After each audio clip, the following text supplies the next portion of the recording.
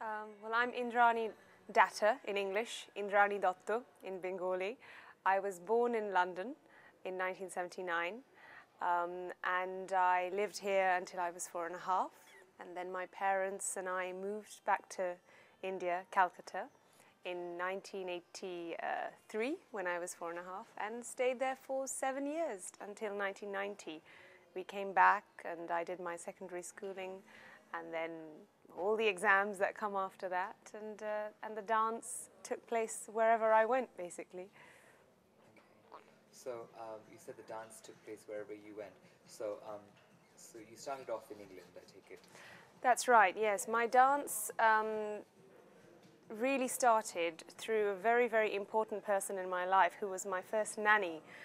Both my parents were working, and I stayed with this lady who was actually a mother of two already, and she didn't want to look after children, but she made an exception for some reason because she didn't have any daughters, and I happened to be a very young toddler, and she agreed to look after me. And during the days that I would spend with her, her family were very into music, and the music would always be playing, and she realized that even though I couldn't walk, I could sort of walk in rhythm and hold on to pieces of furniture, and depending on what music it was playing, I would walk differently. And so she insisted to my parents that they should take that direction for my extracurricular activities. And they sort of took heed, and they started doing the same thing at mine, and playing pieces of different music, and seeing how I react. And the first show I did was when I was about 4 for the mayor of Haringey, I think, and for an Asian Independence Day celebration or something. And I remember that with the photo had the map of India in the background, and I was in a red hand-stitched costume in the foreground, one of my mom's saris that she'd hand-stitched herself. We didn't have a sewing machine back in those days. And that was the beginning. This nanny that you were talking about, was she Indian or? She was actually, yes. She was from the north. I think that's probably why initially we didn't think of any other form of dance, because she was a North Indian. The music that she liked was very much North Indian classical, and so I grew up listening to that. And actually both my parents are very multilingual. My mother's first language is in fact Hindi, because she didn't grow up in West Bengal. And so automatically North Indian classical and Kathak dance are so well married together that I started learning Kathak. So your first gearing towards dance was quite classical based, was North Indian classical music, and so did Bollywood feature quite early? Yes, it did actually, because if I remember correctly, back in those days, the Bollywood queens were people like Hema Malini, and also Pakiza was a very, very important film back in those days. I remember dancing to a very famous song, Inhi Logon Ne, from Pakiza as an absolute baby, and I think I was about 3.5 or 4, and it's very much based in Kathak. It has Kathak recitations in their bowls that we say, and it has that whole era of that lost Mughal era of the courtesans and the music and the chivalry.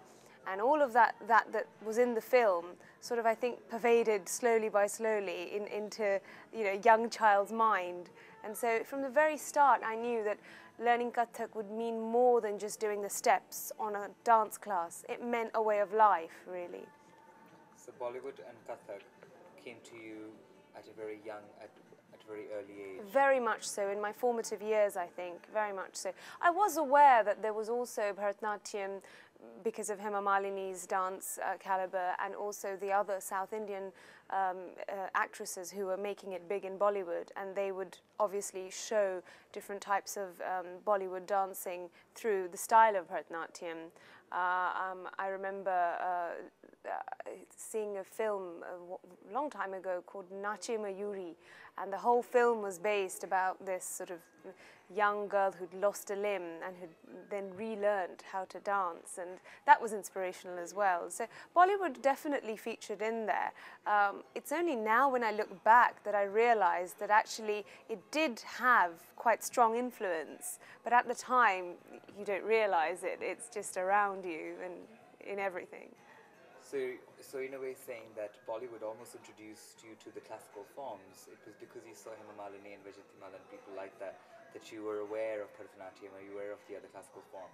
Absolutely. I mean, the good thing about moving back at 4.5 was that I was back into the bosom of that sort of tough cultural lifestyle. So from a very young age, I would attend all of the big venue programs at Nandan, Rabindra Sarobar, and at those days I don't think Birla Academy was that sort of flourishing, but there were lots of other big venues.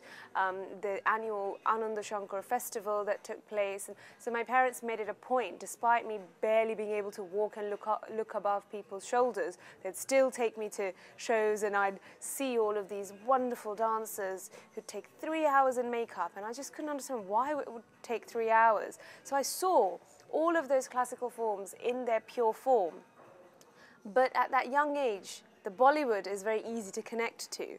So you see how that translates into a storyline and a fantasy sequence in a film.